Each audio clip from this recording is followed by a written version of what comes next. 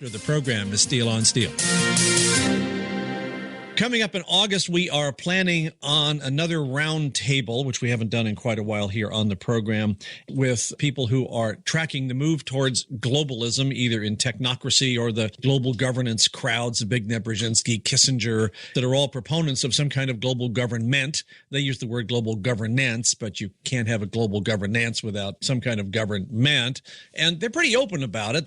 I know most people are trained to knee-jerk and yell conspiracy theory when someone says that, but if people are talking about it, and they've been talking about it for quite some time, you might want to take them seriously. Welcome back to Steel on Steel. John Leffler here with you. So as a preview of that, we're going to have, first of all, Dr. Dennis Cuddy back with us here on the program. He was on a couple of weeks ago. And look at some of the predictions he's been making and how you figure out what these longer-term agendas are. I even talk about Common Core. Where did that come from? Who thought it up? It wasn't President Obama's brainchild. Somebody or group of somebodies had to be working on it. And this is how these agendas roll forward. And they span administrations. Okay, Dr. Dennis, you've got the floor. In general, like you said, I've often told people that if things don't seem to make sense logically from a normal perspective, then try giving a look at how whatever it is would fit into the power lead, as I call them, plan for world domination. And then all of a sudden you can see how something that doesn't seem to make sense in the usual sense actually does fit with that scenario that the power lead is planning. And so I try to explain why things happen, how they happen, who's doing it.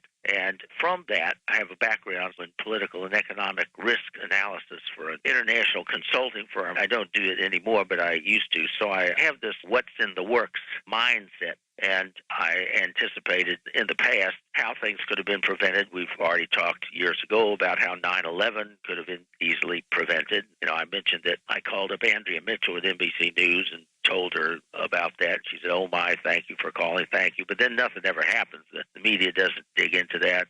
I would describe what Saddam Hussein's secret strategy would be. But most recently, I've tried to anticipate what the terrorist would do. And I originally debated whether to even do that, but I figured if Osama bin Laden was sitting around in a cave with his dialysis machine with nothing better to do than come up with ideas of awful things he could do, whatever I would think of, he'd probably already thought of that and worse. So my desire was that putting these forward, what the terrorists are likely to do, would actually prompt our government officials to take note of it and actually start developing some contingency plans for various eventualities. Much unlike Condoleezza Rice with 9/11, where she kept saying, well, we had no actionable intelligence. And that's not what you're supposed to do. As a national security advisor, you're supposed to anticipate various eventualities and then develop contingency plans to do with them. But now I was considering today and what's happening in the Middle East and the Afghan region, that whole general area, because that's the last piece of the power elite's puzzle. The power elite, as Zbigniew Brzezinski said in 1995 at his first State of the World Forum address, he said, we're not going to get to our world government through one quick leap, but we'll do it by regional arrangements first. And so they already had the European Union, ASEAN for Asia, NAFTA here, and so forth. And they had just started about 7 or 8 years ago what they called the Mediterranean Union. So the last piece of the puzzle would be this Middle Eastern region. And then, as H.G. Wells, who was privy to all this, said, you would have your world state coming about through a conference in Basra, Iraq. That's what he was saying in 1939 in his book called The New World Order. And he was one of those who was on the inside and knew what these plans were. And so when I looked at how terrorists are used, it's part of what you mentioned about crises. You have to have a crisis. Ordinarily, people want inertia, a status quo. They don't want to change if things are going the way they like it. So to actually shake things up, you need a crisis, because only then will people be willing to consider or tolerate some new arrangement, whether it's a Patriot Act or a Homeland Security Act or whatever. So what I did a couple of years ago in my News with Views column, which appears every other Monday, on April the 15th, and your listeners can check this out. Just go online with News with Views, and if they scan down from the homepage, they'll see pretty soon a list of names, and my name's about number 10 on that list, and you just click on it, and up will come over 300 articles on various subjects. So if you would look at April 15th of 2013, I made various predictions as to what terrorists could do. And so I waited for the next column that I wrote, April 29th, and I indicated that I had written that the Iranian-sponsored terrorists could attack locations in the United States with incendiary devices, and sure enough, on the afternoon of April 15th, 2 locations in Boston were attacked by 2 Muslim terrorist brothers with exploding devices. Also in the April 15th column, I had referred to terrorists derailing trains, and on April 22nd, Canadian police announced that they had just thwarted terrorist plan to derail passenger trains in the greater Toronto area. And it goes similar to that, the third one that I mentioned in that same column of April 15th, and then I explained how it had come to fulfillment in the April 29th column. I had referred to the alliance between Iran and Syria, and I have mentioned in the past how terrorists could cause serious damage by hacking into our national electrical grid and cutting off power around the nation.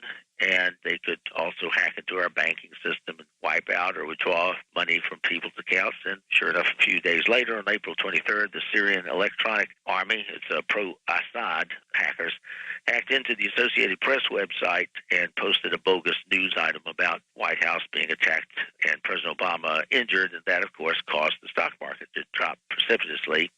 Finally, in that April 15th column, I said that terrorists could use contaminant, and by that I meant lethal ones. And on April 16th, just the next day, an envelope containing the highly toxic ricin was received at the U.S. Capitol for U.S. Senator Roger Wicker from Mississippi, and a similar envelope was received the following day for President Obama at the White House. So these things immediately came to pass within the next couple of weeks after the April 15th column, but they still are. More recently, on May 27th, there was an arrest made in Los Angeles by the Los Angeles Police Anti-Terrorist Squad, and they arrested a fellow named Dawood Abdulwali. They arrested him because on December 8th, he had set a fire to the Da Vinci apartment complex made with a great deal of wood in it, and he had used an accelerant to do this, and it was at night. It was at 1:20 a.m. And sure enough, in this April 15th column that I have been referring to, that was also something I mentioned. So it's not just that 4 of the several things that I mentioned came to pass within the next 2 weeks, but also in that same column I said what Dawood Abdulwali would actually do. And it was just explained in my News Reviews column that could have been was simply a test run by ISIS or Al-Qaeda, because the time between the incident, the burning of the apartment complex on December 8th of 2014, and then his arrest on May 27th is about 170 days. And it may be that he's the lone wolf, or it could be ISIS just trying to figure out how long it would take us to actually catch somebody who did something like that. And so it takes 170 days, so they may figure on some larger scale. That's the minimal amount of time they have to set fire after fire. I mean, they could set one in Portland, Oregon, and then the next night in Seattle, and the next night in Denver, and so forth and so on. So this may have just been a trial run to see what they could have gotten away with. So the point is, this is another prediction I said the terrorists would do, and sure enough, it came to pass. Another reason I do this in general is that fellow who I've known for many years, and I was telling you about this conspiracy theory of this power elite running things, running the world from behind the scenes. And he said, well, for this theory of yours to pan out, you have to have predictability. So anytime there's an incident that I had predicted, I make a note of that and emphasize it, because this just gives credence to the whole idea that a lot of this stuff is staged. ISIS, for example, in all of these, they're players. You know, like Shakespeare said, all the world's a stage and we're players in it. So that's in terms of predictions. It can be very helpful if somebody actually reads the stuff and tries to develop contingency plans for these various eventualities. When you go about making these predictions, obviously the process is fairly simple if you're just simply looking in the right place. Yeah. And the question is, if you could do that, why is it the PTBs don't do that? Yeah, why is that? So, for example, your listeners might look for this.